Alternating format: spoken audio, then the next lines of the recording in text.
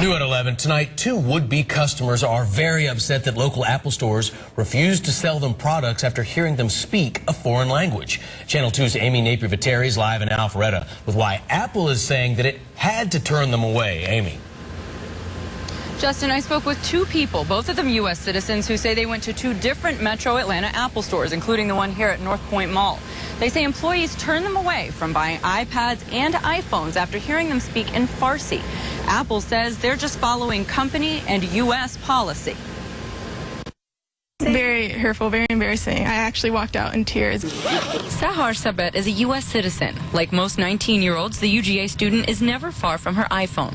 So she was surprised Thursday when an employee at the Apple store inside North Point Mall refused to sell an iPad to her and her uncle after overhearing them speaking Farsi. I'm from Iran, he said.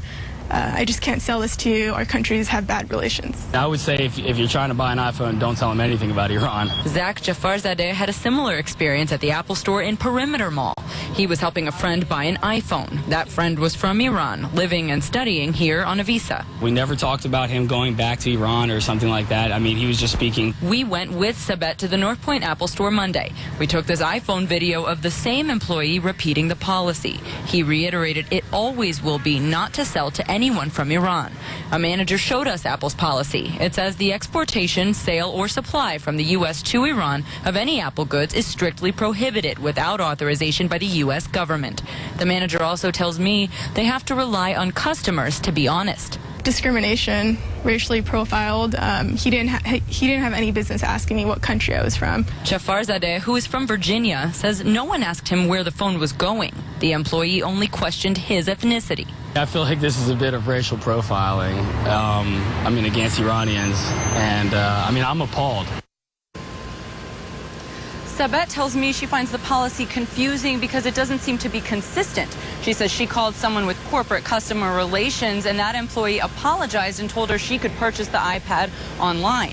A spokesperson with the U.S. State Department tells me it is illegal to travel with a laptop or satellite cell phone to Iran without government authorization. However, she says she's not familiar with Apple enforcing that law.